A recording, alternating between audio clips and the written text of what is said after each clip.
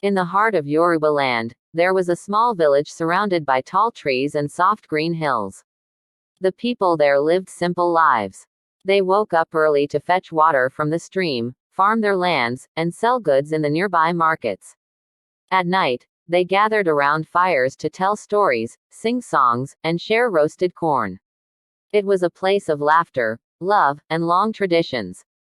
But beneath all the peace and happiness, there was a secret that everyone feared, a secret that came out only once every year.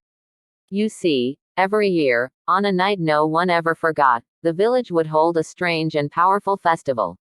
It was not like the usual ones with drumming and dancing in the open square. No, this one happened only at midnight, and nobody, I mean nobody, was allowed to be outside during that time. Even the birds seemed to stop flying, and the wind held its breath. Doors were locked, windows closed, and lamps put out. Mothers held their children tightly, and old men whispered prayers. They called it the night of silence. And on this night, if any woman was found outside, whether by mistake or by accident, she would be taken and used as a sacrifice for the spirits of the night. That was the rule. That was the tradition. People didn't like it, but they obeyed it. It had been that way for many generations. They believed the ritual was the reason their village was protected from evil, sickness, and famine. It was said that their ancestors made a pact with the spirits, and it could never be broken.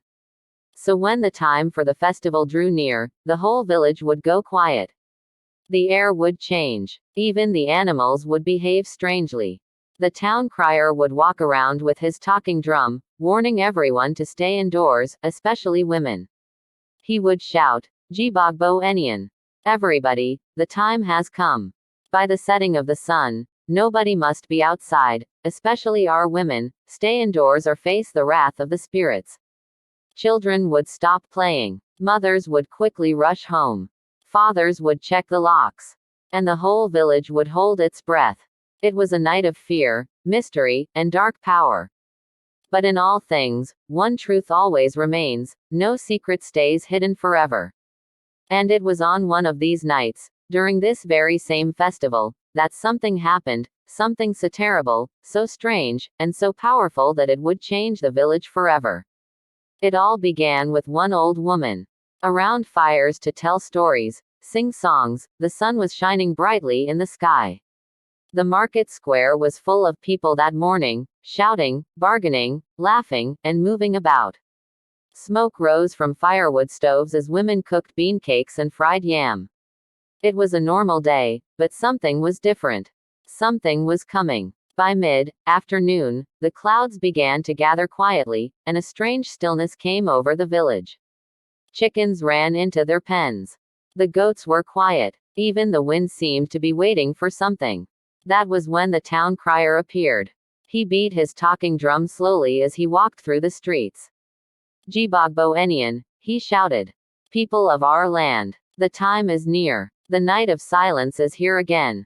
He continued to beat the drum in rhythm as he moved from one corner of the village to the other. "Lock your doors, close your windows. No one must come out after the sun goes down. Especially women. Let no woman walk the streets at midnight or she shall be taken." People stopped what they were doing and listened. Some children clung to their mothers. The women shook their heads and whispered to each other. The fear had returned. This wasn't just a tale. Every single person in the village had heard stories of what happened during the festival. Some had lost loved ones in the past. Nobody joked about the warning. Meanwhile, far away from the main square, in a small hut near the edge of the forest, an old woman named Mama Tinu was packing her basket. She was getting ready to go to the big market on the other side of the forest. That market was far, but it was where she always sold her vegetables. Mama Tinu was not just old, she was very slow. Her back was bent, and her steps were small. But she was a kind and hardworking woman. Everybody in the village knew her. She was always selling something: pepper, yam, okra, or plantain. As she stepped out of her hut, her neighbors shouted, "Mama Tinu, you're going to the market today?" "Yes, my daughter," the old woman replied. "I must sell these before they spoil." But don't forget today is the festival. Oh. The woman warned. Make sure you return before sunset. I know, Mama Tinu nodded. I'll hurry. I won't be late. But the market was far, and her legs were slow. The road through the forest was long and winding. She walked and walked, humming softly to herself as she went. When she finally reached the market, she found it was full and busy. Too many people were trying to sell, and buyers were not coming quickly. Time passed, and before she knew it, the sky was changing. She sold one bag of vegetables, then another. But she still had more. The sun was already going down. She looked up and gasped. Oh no, it's getting late. Quickly, she gathered her goods, tied her wrapper tightly, and started walking back home. But her legs were tired, and the sky was growing darker. The crickets had started singing. The wind had changed direction. And in the distance, she could hear faint drumbeats. The night of silence had begun. Mama Tinu didn't know it yet, but her life was about to change forever. The forest path was quiet. Too quiet. Even the birds had stopped singing. The only sound was Mama Tinu's heavy breathing and the rustling of leaves as she walked. She looked up. The sky had turned deep orange, and night was coming fast. She tried to walk faster, but her legs were weak. The basket on her head was heavy, and her feet hurt. Oh, my children, she muttered, Elle should have returned earlier. She looked around. No one was in sight. The road was long, and her village was still far. Her heart began to beat faster. She had never been outside during the night of silence before. She had heard the stories. She knew what could happen. Suddenly, the wind blew hard. A cold chill ran down her spine. Then, she heard it. Dum, dum, dum.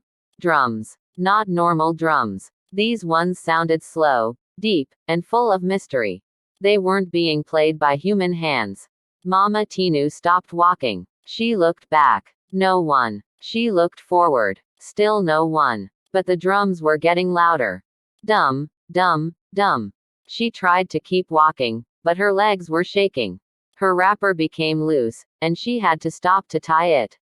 Her hands fumbled. Fear had started to take over. Then, from the shadows of the trees, she saw them. Figures. Tall, dark, and strange. They wore black cloth with white symbols drawn all over.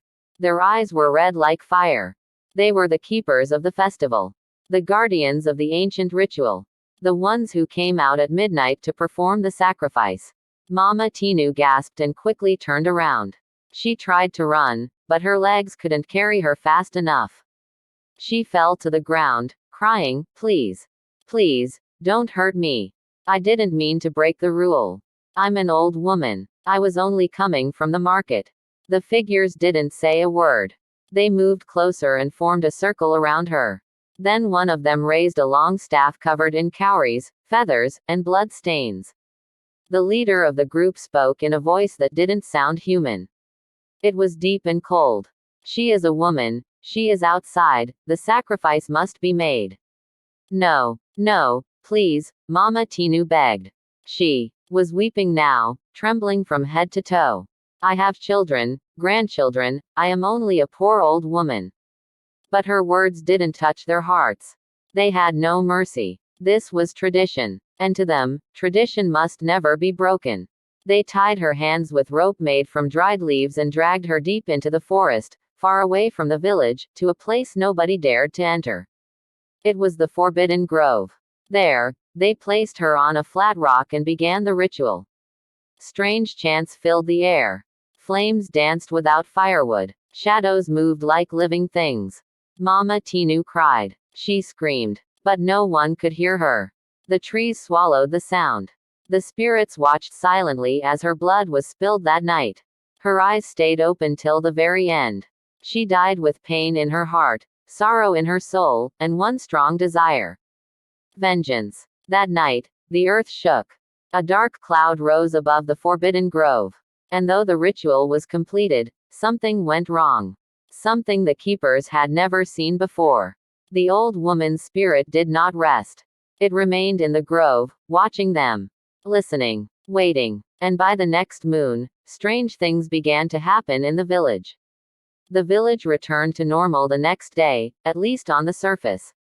People came out of their homes, children played, and women went to the stream. The sun rose like nothing had happened the night before. But deep in the hearts of the villagers, something felt off. A few elders whispered about the previous night. Some said they heard a woman crying during the ritual. Others claimed the wind carried her voice, wailing in pain. But no one dared to speak too loudly. Fear ruled them all. Even the keepers of the festival, those who performed the sacrifice, kept silent. They didn't speak about what they saw after the ritual. How the fire had refused to die, how the shadows stayed too long, how the ground around the sacred rock had turned black. Something was wrong, and they all knew it. Meanwhile, in the Forbidden Grove, where Mama Tinu had been killed, the air began to change. The leaves no longer danced in the wind. The trees looked darker. The birds avoided the area completely. But most frightening of all, a new presence had entered the forest. Mama Tinu's spirit had not gone to the land of the ancestors. No, her pain, her sorrow, and the injustice done to her had tied her soul to the grove. And in that place of old power and forgotten gods, her spirit began to change. She was no longer just Mama Tina, kind old woman with a warm smile. No, she became something more, something terrible. Her tears became black water that flowed beneath the earth. Her voice became the wind that screamed through the trees at night. Her body rose from the blood-stained rock, but now it was no longer human. Her hair grew long like dry vines. Her eyes glowed like fire. Her skin turned as dark as midnight, with strange marks glowing on her arms. She had turned into a witch, filled with anger, bitterness, and a hunger for revenge. But she didn't stop there. She called out into the darkness, into the hidden corners of the world, into the old shadows that had been sleeping for years. And they answered. Other spirits came, other witches and wizards. Some had died unjustly like her. Others had waited long for a reason to return. Together, they formed a gathering, one that had not been seen in Yoruba land for generations. They met at midnight. They danced in circles. They made dark promises. And Mama Tinu, now called Ayahe, became their queen. I was sacrificed unjustly, she declared, her voice like thunder in the night. Now I will sacrifice them. Their peace shall become pain. Their wealth shall turn to dust. Their joy shall turn to mourning. And no one shall be free from my wrath. The other spirits clapped and shouted. Let it be so. From that night on, strange things began to happen in the village. Cows refused to give milk. Crops began to rot in the soil. Children became sick without reason. People saw shadows moving at night, shadows with glowing red eyes. Wealthy families began to lose their riches. Traders complained of stolen goods. Farmers spoke of unseen hands uprooting their yam overnight. Fear returned to the village. And this time, it came with no warning drum. No one knew what was happening. The elders prayed. The chiefs consulted the oracles. But all signs pointed to one thing. The forest was angry. The spirits had returned. And leading them all was the woman they had once sacrificed. The village began to change, slowly at first, then suddenly, all at once. It started with dreams. Yes, dreams. Many villagers began to wake up screaming in the middle of the night. They dreamed of a woman with red eyes and long, flying hair. In these dreams, she would stand at the foot of their bed, staring without speaking. Then she would vanish into black smoke. Children refused to sleep alone. Grown men, strong hunters and warriors, became afraid of the dark. Mothers tied charms around their babies and sprinkled salt at the corners of their rooms. The fear was real. But that was just the beginning. One night, a popular farmer named Baba Ganiu woke up and found all his yam barns empty. He had harvested over 300 tubers just the day before. Now, there was nothing. Not even footprints. The next morning, the chief's son went blind without any sickness. He screamed that he saw fire dancing in the air and a woman laughing loudly. A wealthy trader lost her voice forever. And a child was found floating in the village stream, alive, but covered in scratches, whispering strange things. People began to whisper among themselves, "It's the witch, the one they sacrificed." They didn't say her name aloud. It was dangerous to do so.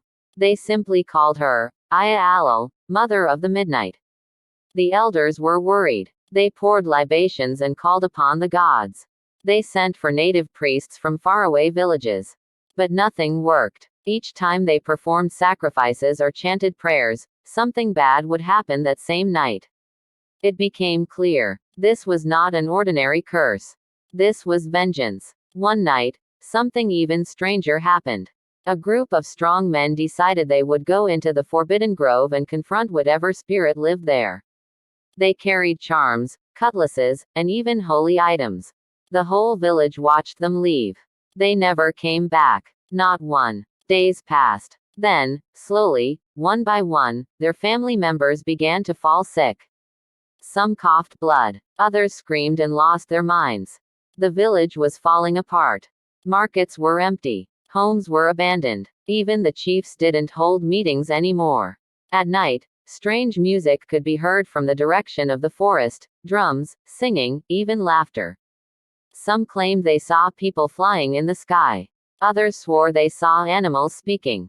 One young girl, Sade, told her mother, "Mama, I saw Grandma Tinu in my dream. She said she's not grandma anymore. She said she now lives in the tree that cries." Her mother slapped her and told her never to say such a thing again. But that same night, their house caught fire mysteriously. Only ashes were left by morning. The people began to believe that even speaking of Aya Alal could bring death. Nobody was safe anymore. Rich, poor, young, old, everyone was being touched by the darkness. Their animals died. Their water turned black. Even the wind that once cooled their skin now carried fear. And every night, the red moon hung in the sky like an evil eye, watching. Still, no one dared to enter the Forbidden Grove again. Still, the spirit of Mama Tinu grew stronger. Still, she laughed, Uter each night. The village had nearly given up. People stopped working. Nobody laughed anymore. Children cried in their sleep. The once happy village had turned into a place of sadness and fear. Everyone spoke in whispers. Even the trees seemed to weep. But in one small corner of the village, something different was happening. In a small mud house near the stream lived a woman named Mama Really, a quiet widow who had lost her husband many years ago. She didn't have much, just a small farm and a humble heart. But what she had was something powerful. Faith. Mama Really was known by some as Aya Adora, Mother of Prayer. Every morning, she would kneel and speak to God. Not loudly, not to show off, but with real, deep belief. Even when others mocked her, she never stopped. Her only son, Really, was a young boy barely 16, but wise beyond his years. He would sit by her side as she prayed. He learned how to call on God. Not just with words, but with the heart. One night, as the red moon rose again and the village hid in fear, Really had a dream. In the dream, he stood in the middle of the Forbidden Grove. The trees whispered his name. Then he saw a woman with red eyes walking toward him. She stretched her hand. But before she could touch him, a bright light came from the sky and surrounded him. Then a voice spoke. It was calm but full of power.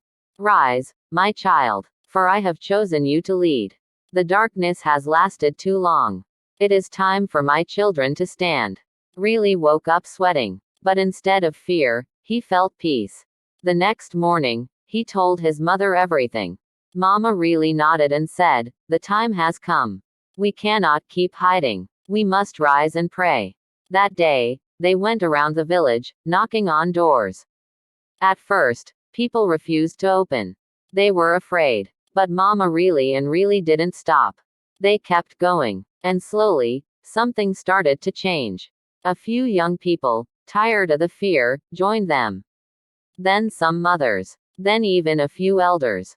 They began to gather every evening, under a big mango tree in the center of the village. They called it the Tree of Hope.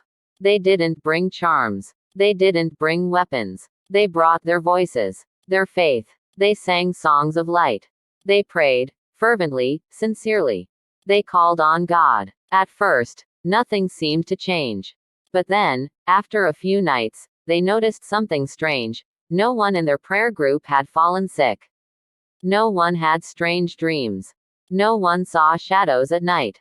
The darkness was still in the village, but it couldn't touch them. Then, one night, as they prayed, a powerful wind blew through the mango tree. The air became warm, and a bright light appeared in the sky, just above them. Everyone fell to their knees. And then they heard the voice again. Do not fear the witch. I am with you. You will face her, and you will win. From that moment, a new fire burned in their hearts. They were no longer just villagers.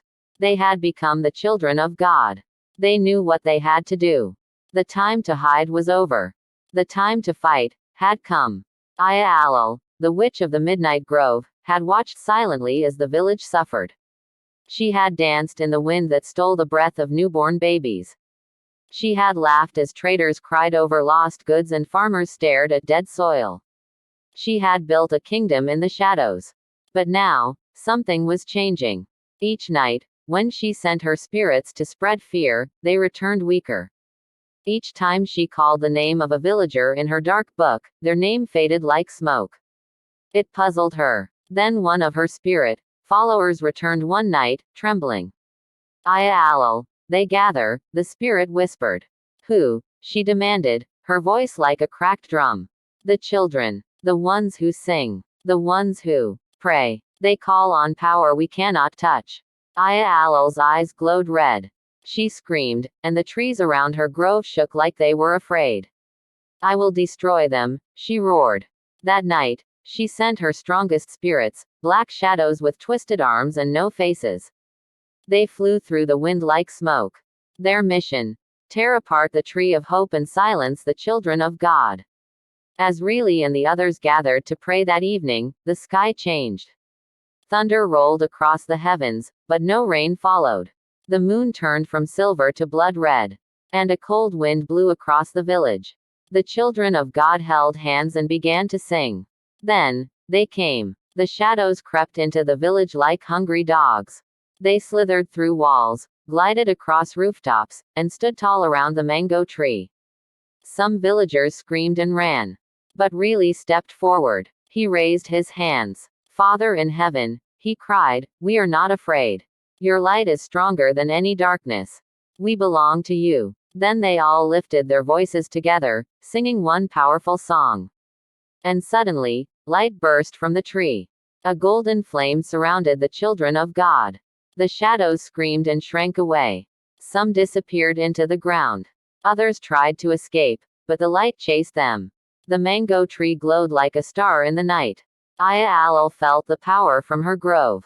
And she screamed again. That scream echoed through the forest, over the river, into the mountains. Animals ran. Rivers shook. Birds flew in wild circles. But the children of God stood firm. They didn't stop praying. They didn't stop singing. They knew the battle had truly begun. That night, Riley had another dream. He saw a great battle in the sky, light versus darkness. And in the middle of the fight, he stood holding a glowing staff.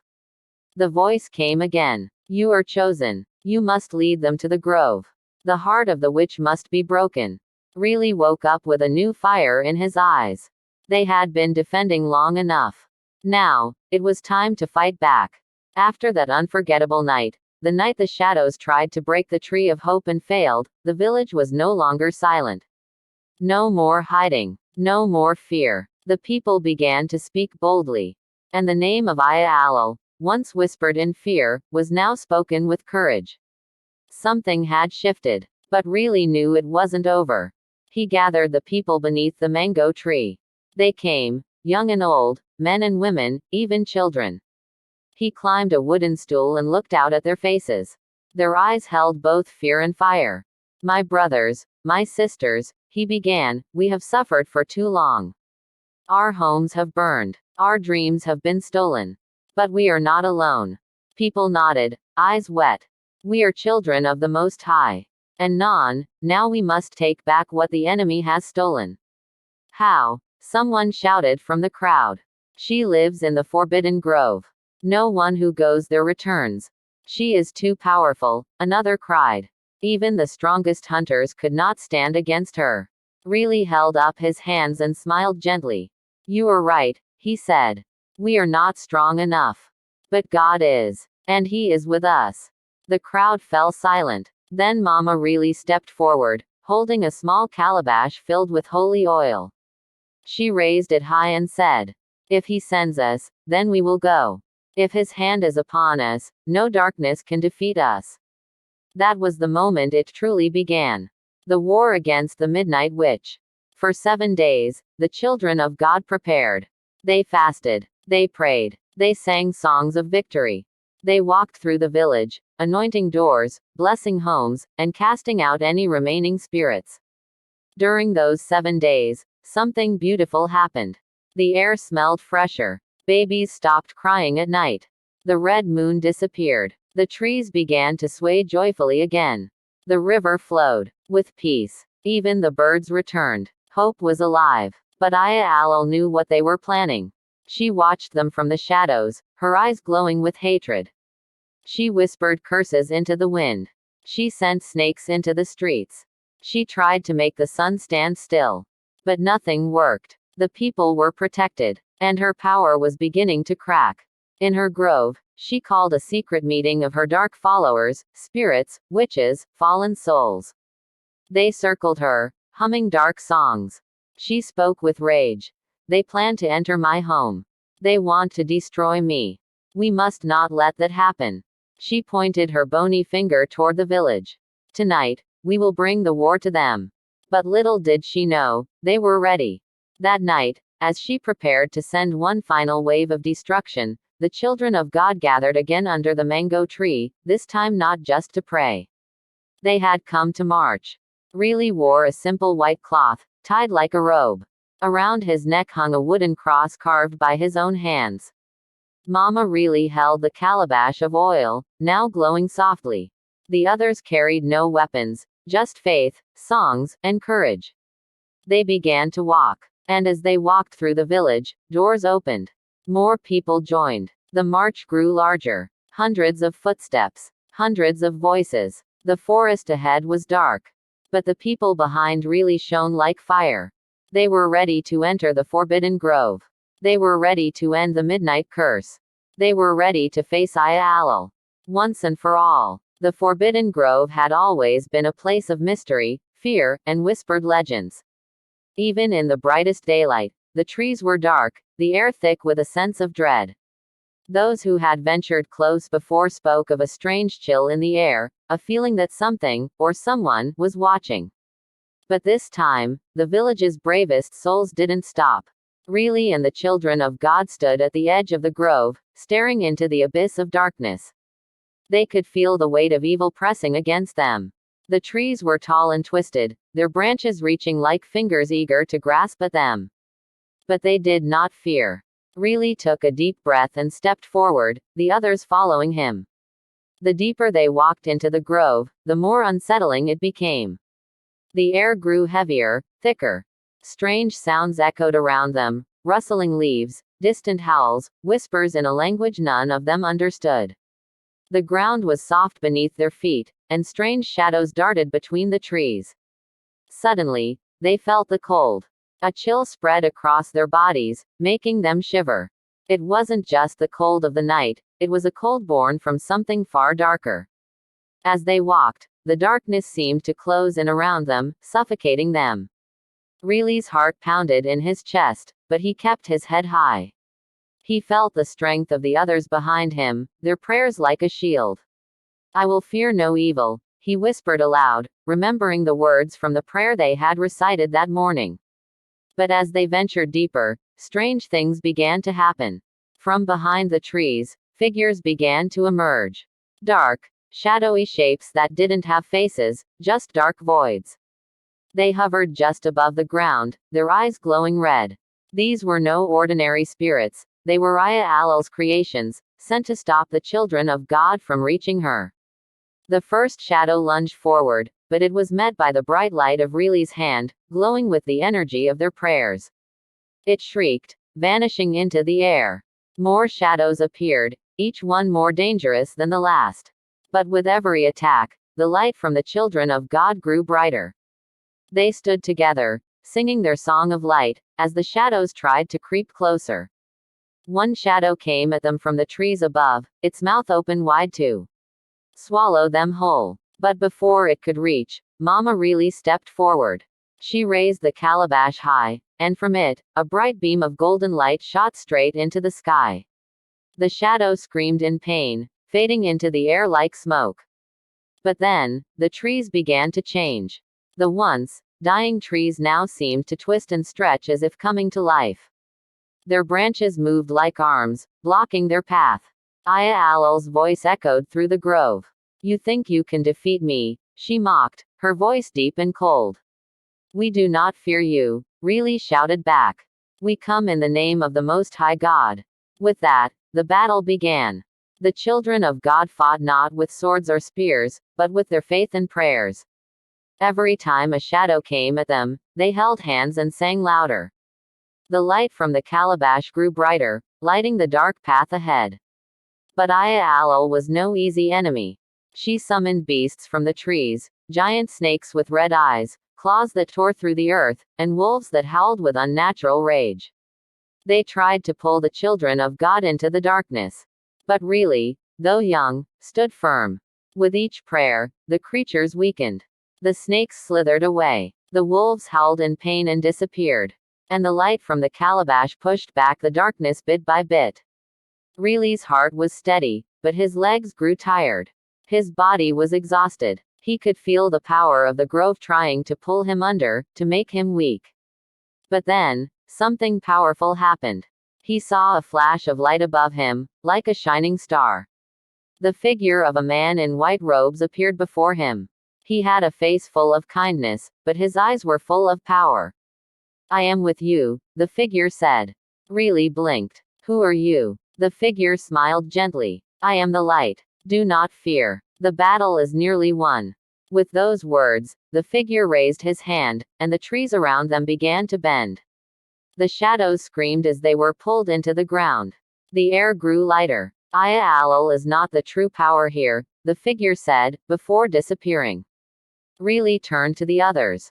"We must go forward. She is weakening." And with renewed strength, they moved toward the heart of the grove, where Aya Alol awaited. After what seemed like an eternity, Reilly and the children of God reached the heart of the forbidden grove.